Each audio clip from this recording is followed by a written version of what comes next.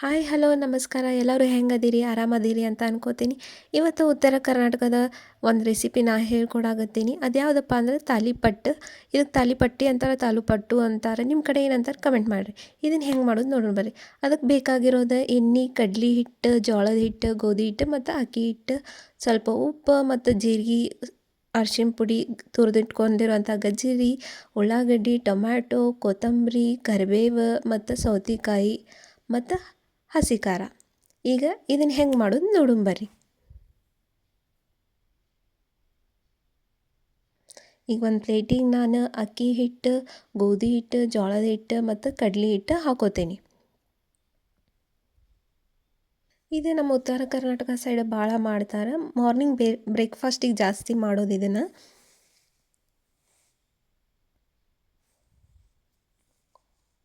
ತುಂಬ ರುಚಿ ಅಂದ್ರೆ ತುಂಬ ರುಚಿಯಾಗಿರ್ತೈತೆ. ಇದಕ್ಕೆ ನಾನು ತುರಿದಿಟ್ಕೊಳ್ಳೋಂಥ ಗಜ್ಜರಿ ಮತ್ತು ಸೌತೆಕಾಯಿ ಮತ್ತು ಉಳ್ಳಾಗಡ್ಡಿ, ಟೊಮ್ಯಾಟೊ, ಕರಿಬೇವು, ಕೊತ್ತಂಬರಿ ಮತ್ತು ಹಸಿ ಖಾರ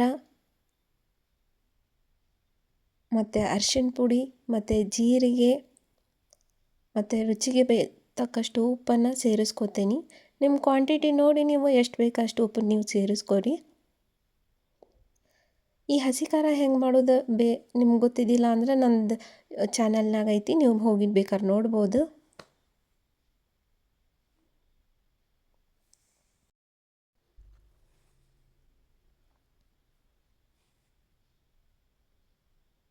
ಇದ್ರ ಜೊತೆಗೆ ಚಟ್ನಿ ಮೊಸರು ಕಾಂಬಿನೇಷನ್ ಆಗ್ತೈತಿ. ಇಲ್ಲ ಅಂದರೂ ಪರವಾಗಿಲ್ಲ, ಹಂಗನೂ ತಿನ್ಬೋದು, ಅಷ್ಟು ಟೇಸ್ಟ್ ಆಗಿರ್ತೈತಿ. ಇದಕ್ಕೆ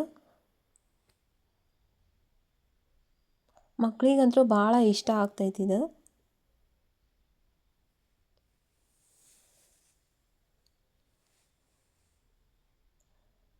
ನೋಡಿರಿ, ಇವಿಷ್ಟು ಎಲ್ಲ ಹಾಕ್ಕೊಂಡಿಂದ ಚಂದಗೆ ಕಲಿಸ್ಕೋಬೇಕು. ಫುಲ್ ಎಲ್ಲ ಚಂದಗೆ ಮಿಕ್ಸ್ ಮಾಡ್ಕೋಬೇಕು. ಹಾಕಿರೋದು ಐಟಮ್ಸ್ ಎಲ್ಲನೂ ಚಂದಗೆ ಮಿಕ್ಸ್ ಆಗಿರಬೇಕು. ಅಲ್ಲಿ ಮಟನೂ ಇದನ್ನು ಕಲಿಸ್ಕೋಬೇಕು. ಆಮೇಲೆ ಇದಕ್ಕೆ ಬಿಸಿನೀರು ಹಾಕಬೇಕು, ತಣ್ಣೀರು ಹಾಕಬೇಕು ಕನ್ಫ್ಯೂಷನ್ ಬೇಡ. ಇದಕ್ಕೆ ತಣ್ಣೀರು ಹಾಕಬೇಕು. ನೋಡಿರಿ, ಹಿಂಗೆ ಚಂದಗೆ ಕಲಿಸ್ಕೋಬೇಕು. ಆಮೇಲೆ ಇದಕ್ಕೆ ಒಮ್ಮಕ್ಲೆ ಜಾಸ್ತಿ ನೀರು ಹಾಕಿ ಕಲಿಸ್ಕೋಬಾರ್ದು. ಸ್ವಲ್ಪ ಸ್ವಲ್ಪನೇ ಹಾಕ್ಕೊಂಡು ಕಲಿಸ್ಕೋಬೇಕು ನೀರನ್ನು. ಇಲ್ಲಾಂದ್ರೆ ಫುಲ್ ಮೆತ್ತಗಾಗ್ಬಿಡ್ತೈತಿ. ಹಾಗಾಗಿ ನಾವು ಸ್ವಲ್ಪ ಸ್ವಲ್ಪನೇ ಹಾಕ್ಕೊಂಡು ಕಲಿಸ್ಕೋಬೇಕು. ಇದು ಭಾಳ ಗಟ್ಟಿನೂ ಆಗಬಾರ್ದು, ಭಾಳ ತೆಳುವೂ ಆಗಬಾರ್ದು. ಆ ರೀತಿ ನೋಡ್ಕೊಂಡು ನಾವು ಕಲಿಸ್ಕೋಬೇಕಾಗ್ತೈತಿ. ನೋಡಿರಿ, ಸ್ವಲ್ಪ ಸ್ವಲ್ಪನ ಹಾಕ್ಕೊಂಡು ನೀರು ಕಲಿಸ್ಕೋಬೇಕು.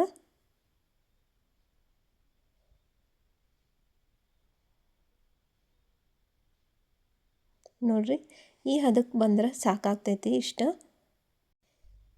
ಈಗ ಇದನ್ನು ಒಂದು ಬೌಲ್ನಾಗ ನಾನು ತೆಗೆದಿಟ್ಕೋತೀನಿ. ಆಮೇಲೆ ಇದನ್ನು ತಟ್ಟಕ್ಕೆ ನಾನು ಒಂದು ಎಣ್ಣೆದು ಹಾಳೆ ತೊಗೋತೀನಿ, ಆಯಿಲ್ ಕವರ್. ಇಲ್ಲಾಂದ್ರೆ ನೀವು ಬಾಳೆ ಎಲೆ ಒಳಗೂ ನೀವು ತಟ್ಕೋಬೋದು. ನೋಡಿರಿ, ಇದಕ್ಕೆ ನಾನು ಸ್ವಲ್ಪ ಎಣ್ಣೆ ಹಾಕ್ಕೊಂಡು ಸವ್ರ್ಕೊಂಡು ಒಂದು ಸಣ್ಣ ಉಂಡೆ ತೊಗೊಂಡು ನಾನು ಇದ್ರೊಳಗೆ ತಟ್ಕೋತೀನಿ. ಇದನ್ನು ಕೈಲೇ ತಟ್ಟಬೇಕು, ಅಂದರೆ ಚೆನ್ನಾಗಿರ್ತೈತಿ. ಕೆಲವೊಬ್ಬರು ಲಟ್ಟಣಿಗೆಲ್ಲ ನೋಡಿ ಲಟ್ಟಿಸ್ತಾರೆ, ಬಟ್ ನಾ ಇಲ್ಲಿ ಕೈಲೇ ತಟ್ಕೊಳತ್ತೀನಿ.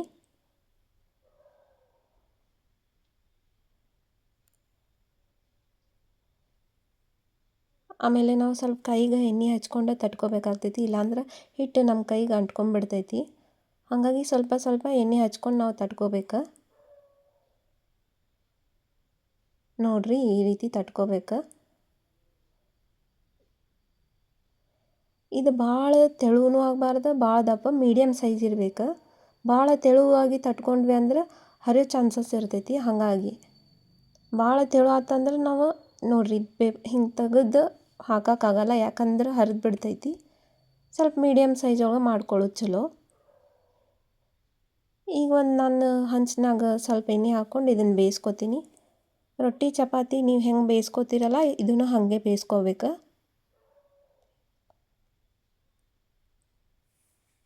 ನೋಡಿರಿ, ಮ್ಯಾಲೆ ಸ್ವಲ್ಪ ನಾ ಎಣ್ಣೆ ಹಾಕತ್ತೀನಿ.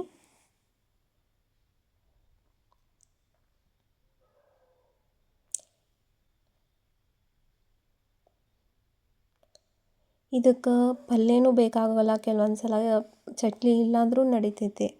ಇದಕ್ಕೆ ಮ್ಯಾಲೆ ಸ್ವಲ್ಪ ತುಪ್ಪ ಸವರ್ಕೊಂಡು ತಿಂದರೂ ನಡಿತೈತಿ. ಅಷ್ಟು ಟೇಸ್ಟಿ ಆಗಿರ್ತೈತಿ. ಇದಕ್ಕೆ ಬೇಕಾದ್ರೆ ನೀವು ಕಲಸೋ ಮುಂದೆ ಸಬ್ಬಸ್ಗೆ ಸೊಪ್ಪು ಇಲ್ಲಾಂದ್ರೆ ಮೆಂತ್ಯ ಸೊಪ್ಪು ಆ್ಯಡ್ ಮಾಡ್ಕೋಬೋದು, ಅದು ಟೇಸ್ಟ್ ಇರ್ತೈತಿ. ನೋಡಿ, ಇದನ್ನು ಇಷ್ಟು ಚಂದಗೆ ನಾವು ಬೇಯಿಸ್ಕೊಂಬಿಟ್ವಂದ್ರೆ ತಾಲಿಪಟ್ಟು ರೆಡಿ ಆಗ್ತೈತಿ. ನೀವು ಒಂದ್ಸಲ ಟ್ರೈ ಮಾಡಿರಿ, ಹೆಂಗಿತ್ತಂತ ಕಮೆಂಟ್ ಮಾಡಿರಿ. ನಿಮ್ಗೆ ಏನಾರ ಈ ರೆಸಿಪಿ ಇಷ್ಟ ಆಗಿತ್ತಂದ್ರೆ ಒಂದು ಲೈಕ್ ಕೊಡ್ರಿ, ಹಂಗೆ ಕಮೆಂಟ್ ಮಾಡಿರಿ. ನನ್ನ ಚಾನಲ್ನ ಸಬ್ಸ್ಕ್ರೈಬ್ ಮಾಡೋದನ್ನು ಮರಿಬೇಡ್ರಿ. ಹಂಗೆ ಪಕ್ಕಕ್ಕಿರೋ ಬೆಲ್ ಐಕಾನನ್ನು ಟ್ಯಾಪ್ ಮಾಡಿರಿ. Thank you so much for watching. ಮತ್ತೆ ಇನ್ನೊಂದು ವಿಡಿಯೋದಾಗ ಸಿಗ್ತೇನೆ.